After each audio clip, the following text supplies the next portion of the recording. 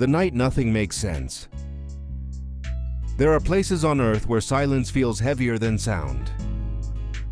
There are real stories that aren't terrifying because of what happened, but because of what could never be explained. Imagine waking up in the middle of the night, in -30-degree temperatures, inside a tent on the side of a frozen mountain, and realizing that staying inside means certain death. 9 people made the same decision. They cut their tent open from the inside. They ran barefoot into the darkness. None of them survived.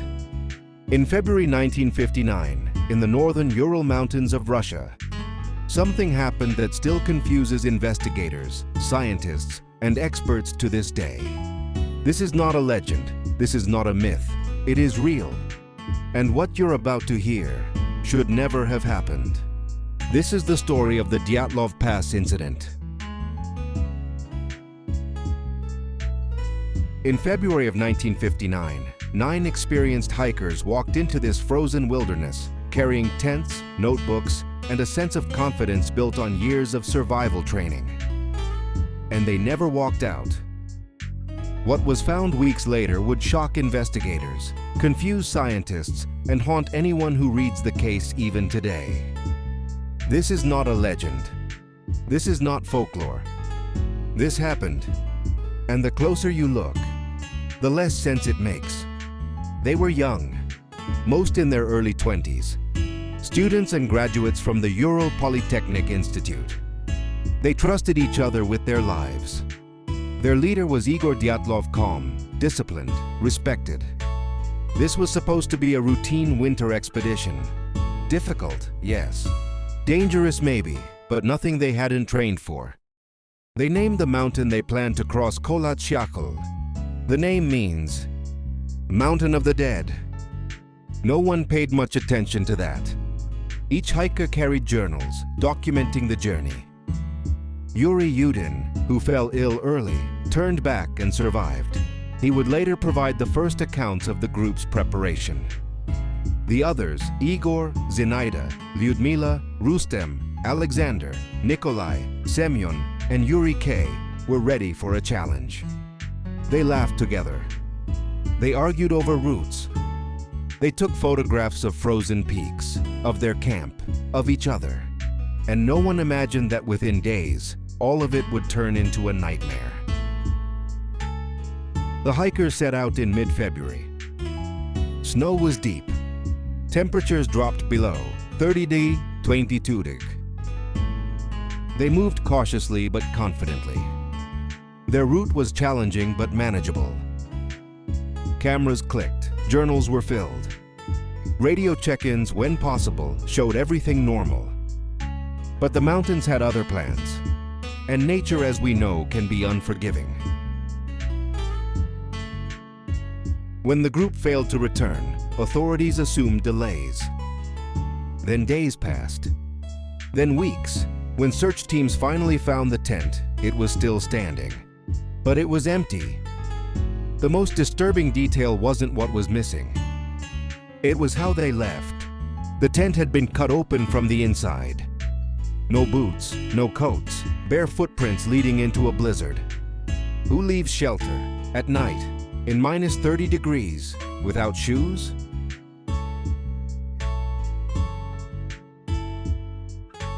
Some of the hikers were found near the forest edge, just a few hundred meters from the camp. Their clothes were inadequate for the temperatures. Their position suggested they had tried to return to the tent, but something had stopped them. Other bodies were found weeks later deeper in the woods, under snow. The injuries were bizarre.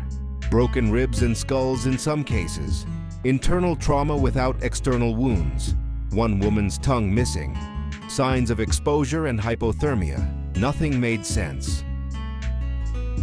Medical reports showed trauma that seemed consistent with high-force impact. Yet there were no signs of a struggle or avalanche. Some clothing showed traces of radiation. Investigators were baffled. The terrain offered no clear explanation. No one could say exactly what had killed them or why they had left the tent without proper clothing.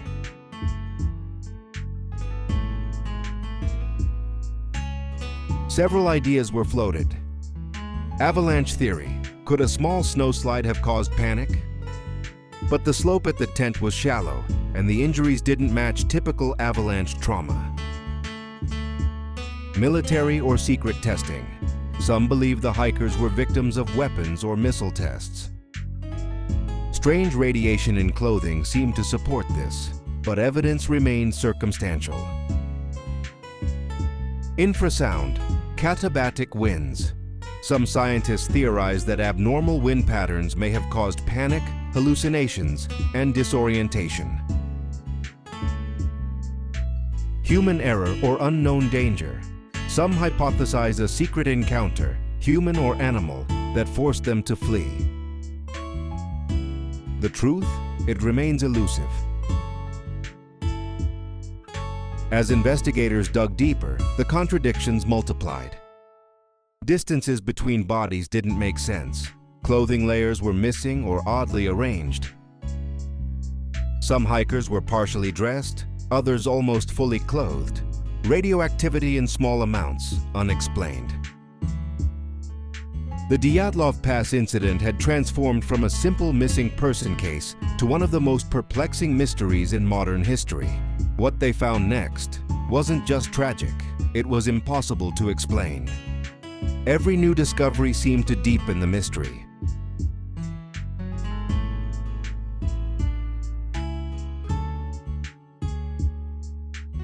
For weeks, the mountain kept its secrets. Snow buried the bodies, cold erased tracks, time distorted the truth. When the last 4 hikers were finally found, they were not where anyone expected them to be. They were deeper in the forest, hidden beneath meters of snow, as if the mountain itself had tried to conceal them. And what investigators discovered next would change the case forever. The autopsy reports were disturbing. Some hikers had massive internal injuries, crushed ribs, shattered skulls, injuries comparable to a high-speed car crash. But their skin showed almost no external damage. No bruises, no cuts, no signs of a fight. Doctors couldn't explain how such force had been applied without breaking the skin. One woman, Lyudmila Dubinina, was missing her tongue. Not bitten, not torn, gone. Her eyes were missing too. Official explanations pointed to natural decomposition. But the conditions didn't fully support that conclusion.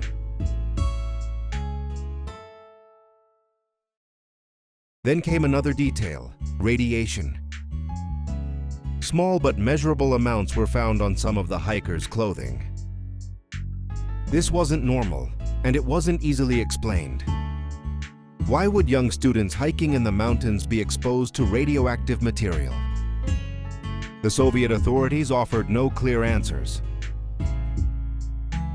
The more investigators studied the scene, the stranger it became. Some hikers were wearing clothes that belonged to others. One man wore a sweater that had been cut off another body. Why? Because he was already dead, or because someone was trying to survive? The evidence suggested something terrifyingly human. They may have lived long enough to make decisions, to try to adapt, to try to escape. But escape from what? The Soviet investigation closed the case with a vague statement. The cause of death was a compelling natural force. No avalanche was officially named, no attacker identified, no explanation given. The files were sealed, and for decades, the Dyatlov Pass incident faded into silence. But silence never lasts forever. Theory 1: the avalanche. Years later, the avalanche theory became the most widely accepted explanation. A small slab avalanche, not massive but enough to cause panic. The hikers cut their way out of the tent to escape. They fled downhill, some were injured, others froze to death. But critics point out problems. The slope was relatively shallow. No clear avalanche debris was found. Footprints remained visible for hundreds of meters. An avalanche may explain part of the story, but not all of it. Theory 2. Military testing. During the Cold War, the Soviet Union conducted secret weapons tests in remote regions. Witnesses reported seeing glowing orange orbs in the sky that same night. Could the hikers have encountered a weapons test? Shockwaves could explain the internal injuries. Radiation could explain the contamination. But no official documents confirm this.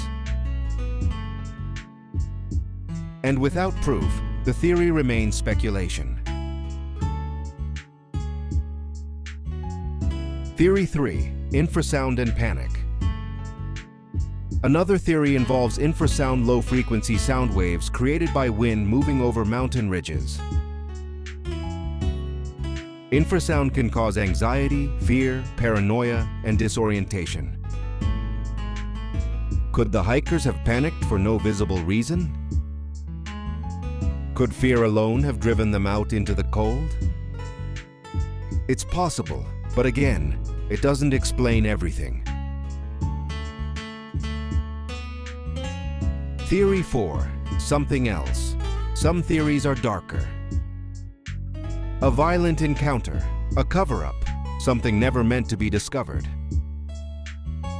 But the truth is this: every theory answers some questions and leaves others untouched. What we know today: modern investigations reopened the case. New simulations suggest a delayed avalanche could have occurred hours after the tent was set. In 2020, Russian authorities officially declared an avalanche as the cause. But even today, many experts disagree. Too many details still don't fit. The Dyatlov Pass incident isn't frightening because of what happened. It's frightening because of what we still don't know. 9 people entered the mountains of northern Russia. Only their bodies returned.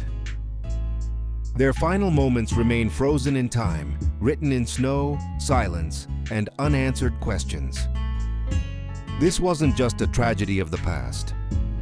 It's a reminder that nature doesn't explain itself, that truth can disappear, and that some mysteries are never meant to be fully solved. If you want to explore more real mysteries like this one, subscribe and follow the channel, and ask yourself, what do you think really happened on Dyatlov Pass?